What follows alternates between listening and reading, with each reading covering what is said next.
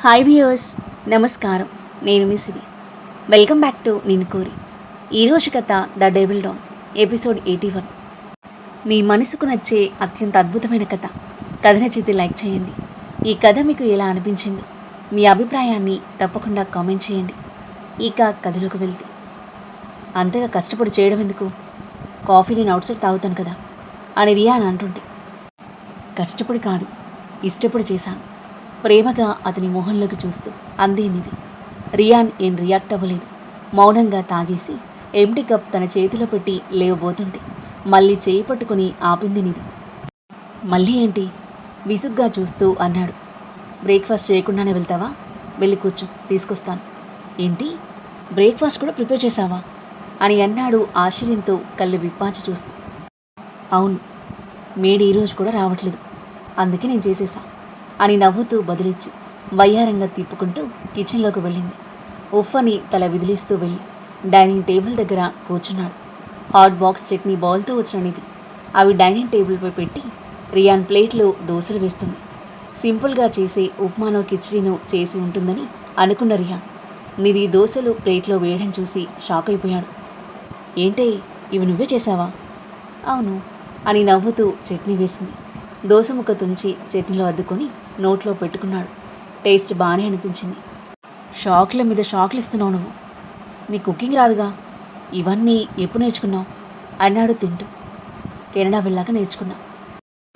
నాకు కాబోయే హస్బెండ్కి నా చేతులతో కుక్ చేసి పెట్టాలని అని అతని మొహంలోకి తదేకంగా చూస్తూ అంటుంటే తన వైపు ఒక లుక్ ఇచ్చాడు రియాన్. నిధి అతని చూపులను తప్పించుకుంటూ దిక్కులు చూస్తూ ఉంది. రియాన్ చూపు మరల్చుకుని తింటూ ఉన్నాడు. నిధి చిన్నగా నవ్వుకొని మోచేయి టేబుల్పై ఆనించి గడ్డం కింద చేయి పెట్టుకుని అతన్ని తీక్షణంగా చూస్తూ ఉంది. రియాన్ తన వైపు చూడకుండా ఆమె తనని తదేకంగా చూడడం తెలుస్తుంది. ఆకలిస్తే దోశలు తిను, నన్ను తినకు అని అన్నాడు తన వైపు చూడకుండానే. నువ్వు రోజు రోజుకి స్మార్ట్గా కనిపిస్తున్నావు రియాన్, చూస్తూనే ఉండాలి అనిపిస్తుంది. నీ బ్యూటీ సీక్రెట్ ఏంటో నాకు చెప్పొచ్చు కదా అంది చిలిపి నవ్వుతూ. కళ్ళెత్తి తన వైపు చూశాడు రియాన్. ఏంటి, ఫ్లర్ట్ చేస్తున్నావా అన్నాడు. యా, ఏ ఫ్లర్టింగ్ మీ అబ్బాయిలే చేయాలా, మేం చేయకూడదా? చేయొచ్చు, వేరే వాళ్ళ దగ్గర ట్రై చేయి, ఈజీగా పడిపోతారు, నాతో కాదు. థ్యాంక్స్ ఫర్ యూ కాంప్లిమెంట్ అంది నిధి. రియాన్ ఒక పిచ్చి చూపు చూస్తుంటే, వేరే వాళ్ళు ఈజీగా పడిపోతారన్నావు కదా అంది చెరగని చిరునవ్వుతూ. రియాన్ తల కొట్టుకొని తన నుండి చూపు మరల్చుకొని తింటూ ఉంటే తనలో తను నవ్వుకుంటూ ప్లేట్లో దోశ వేసుకుని తింటూ ఉంది. రియాన్ తినేసి ఆఫీస్కి వెళ్ళిపోగా తను తినేసి రెడీ అవ్వడానికి వెళ్ళింది నిధి. మరోవైపు ఆకాష్, సాక్షి బ్రేక్ఫాస్ట్ ఫినిష్ చేశారు. సాక్షి టాబ్లెట్స్ వేసుకుని, నాకిప్పుడు పర్లేదు సార్, మీరు వెళ్ళండి అంది.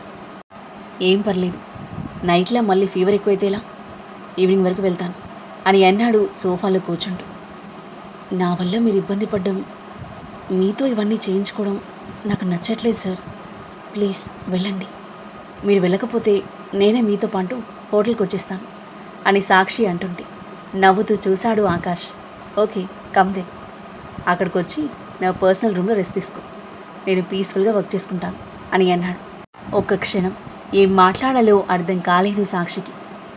సార్, నేనేదో క్యాజువల్గా అన్నాను, నేను సీరియస్గానే అంటున్నాను. సాక్షి ఏం మాట్లాడలేదు, గోళ్ళు గిల్లుకుంటూ చూస్తుంది. గోయింగ్ టేక్ రెస్ట్, ఒకరోజు హోటల్కి వెళ్ళకపోతే వచ్చే నష్టమేం లేదు అని అంటూ తల కింద చేతులు పెట్టుకుని సోఫాలో రిలాక్సింగ్గా పడుకున్నాడు. సాక్షి పెదవులపై హ్యాపీ స్మైల్ చేరింది. కొన్ని క్షణాలు అతని వైపు చూసి తన రూమ్లోకి వెళ్ళి పడుకుంది.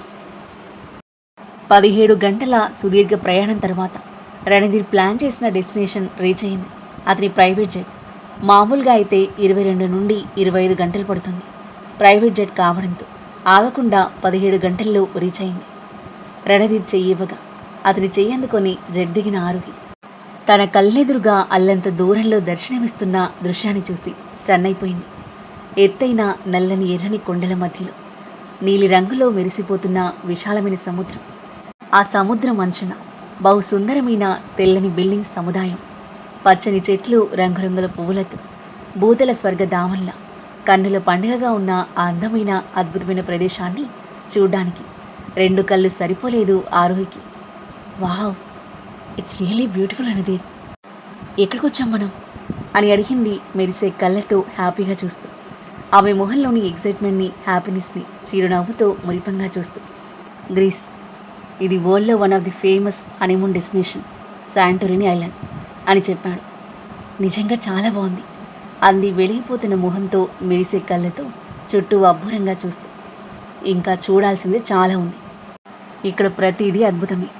More surprises are waiting for you. You will love it. ప్రతి క్షణం ఒక అందమైన జ్ఞాపకంలా నీ హార్ట్లో సేవ్ అయిపోతుంది. Trust me, this will be the most beautiful and memorable trip in our life అని అన్నాడు ఆమె భుజం చుట్టూ చేయి వేసి దగ్గరికి తీసుకుంటూ. Thank you so much Randhir, I love you. అతని బుగ్గన ముద్దు పెట్టి కౌగిలించుకుంది ఆరుహి. తాము వచ్చిన జెట్ నింగికి ఎగిరింది. తమ కోసం అప్పటికే లగ్జరీ BMW కార్ రెడీగా ఉంది. ఇద్దరూ కార్లో బయలుదేరారు. అప్పటికి గ్రీస్లో టైం మధ్యాహ్నం 12:30 అవుతుంది. ఇండియా టైం కంటే 2:30 గంటల ముందు. మిట్ట మధ్యాహ్నమైన వాతావరణం చాలా కూల్గా, ఆహ్లాదకరంగా ఉంది. శాంటోరిని ఐలాండ్ ప్రపంచంలోని అత్యంత అందమైన టూరిస్ట్ ప్లేస్ అండ్ హనీమూన్ స్పాట్లలో ఒకటి. ఏజియన్ సముద్రం మధ్యలో ఉన్న ఈ ఐలాండ్ అగ్నిపర్వతం విస్ఫోటనం చెందడం వల్ల ఏర్పడింది. అగ్నిపర్వత శిలా కొండపై నుండి సముద్రపు అంచు వరకు అద్భుతమైన ఆర్కిటెక్చర్తో సుందరంగా నిర్మితమైన వైట్ హౌసెస్, బ్లూ డోమ్డ్ చర్చిలు, గులకరాళ్ళ వీధులు కళ్ళు మిరుమిట్లు గొలిపేలా ఉంటాయి. అందమైన బీచ్లు, అద్భుతమైన సన్సెట్ వ్యూ పాయింట్లు. అగ్నిపర్వత కల్డేరాలకు ఎంతో ప్రసిద్ధి చెందిన ఈ ఐలాండ్ ఎటు చూసినా ఒక అద్భుతమైన వ్యూ దర్శనమిస్తుంది. కల్డేరా కొండల అంచున మీదని శాంటోరిని నగర గ్రామాలు నిర్మించబడ్డాయి. రణధీర్, ఆరుహి ఆ సుందర గ్రామాల గుండా ప్రయాణిస్తున్నారు. కార్లో నిలబడి కార్ ఓపెన్ రూఫ్టాప్ నుండి ఆ అద్భుతమైన దృశ్యాలను వీక్షిస్తున్నారు. కాసేపటికి కారు ఒక లగ్జరీ హోటల్ ముందు ఆగింది. రణధీర్ కారు దిగి ఆరుహికి చెయ్యివ్వగా అతని చెయ్యందుకుని లోపలికి కదిలింది ఆరుహి హ్యాపీగా నవ్వుతూ. డ్రైవర్ లగేజ్ తీసుకుని వెనకాల వెళ్ళాడు. ఆ హోటల్ని చూస్తూనే ఆరుహి కళ్ళు తలుక్కున మెరిశాయి. న్యాచురల్ స్టోన్ మార్బుల్ రాళ్లతో, కేవ్ స్టైల్ ఆర్కిటెక్చర్తో మోడర్న్గా, లగ్జరియస్గా ఉంది. రణధీర్ రిసెప్షన్లో కీస్ తీసుకుని తాను బుక్ చేసిన సూట్కి తీసుకెళ్లాడు.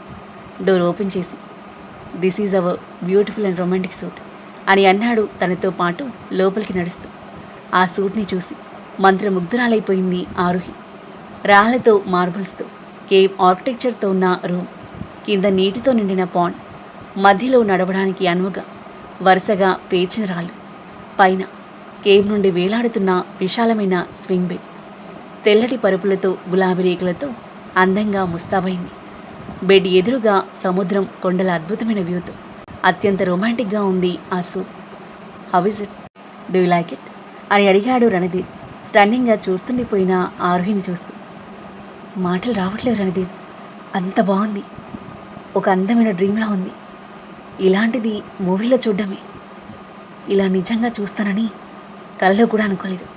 థ్యాంక్ యూ సో మచ్ అని అంటూ అతనికి హగ్గిచ్చి ఆ రాళ్ళ మీద నుండి పరిగెడుతూ ఉంది చిన్న పిల్లలా ఎగ్జైట్ అవుతూ. ఆరుహి, కేర్ఫుల్ అని అంటూ హ్యాండ్స్ ఫోల్డ్ చేసుకుని తని హ్యాపీగా చూస్తున్నాడు రణధీర్. రాళ్ల మీద నిలబడి అల్లంత దూరంలో కనిపిస్తున్న సీ వ్యూని వీక్షిస్తూ ఉంది. రణధీర్ తన షూ వదిలి షర్ట్ విప్పేసి ఆమె దగ్గరికి వెళ్ళి 2 చేతుల్లో ఎత్తుకున్నాడు. తుల్లి పడినట్టుగా చూసిన ఆరుహి పెదవులపై అందమైన చిరునవ్వు విరిసింది. ఆమెను ఎత్తుకుని వాటర్లోకి దిగాడు. మోకాళ్ళ వరకు ఉన్న ఆ నీటిలో అడుగులు వేస్తూ రూమ్కి అటాచ్ అయిన ప్రైవేట్ పూల్ దగ్గరికి వెళ్ళి తనని అందులో పడేసి తను జంప్ చేశాడు రణధీర్. పూల్లో పడడంతో మునక వేసిన ఆరుహి మునిగిపోతానేమో అనే భయంతో చేతిలో ఆడిస్తూ ఉంటే తన నడుం చుట్టేసి పట్టుకున్నాడు. అలా పడేసావేంటి? చిరు కోపంతో అతని భుజంపై కొడుతూ ఉంటే, నేనున్నాక నీకేమవుతుంది? ఆయన నువ్వు మునిగిపోయేంత లోతేం లేదు, ఇది భయపడకు అని అంటూ తన్ని వదిలేయగా సరిగ్గా నిలబడింది ఆరుహి. తన మెడ కింద వరకు ఉన్నాయి నీళ్లు. రిలీఫ్గా బ్రీత్ తీసుకుని తనని నవ్వుతూ చూస్తున్న రణధీర్ వైపు చూసి చిన్నగా నవ్వు చేతులను కదిలిస్తూ ఉంటే తనని చూస్తూ స్విమ్ చేస్తూ ఉన్నాడు రణధీర్.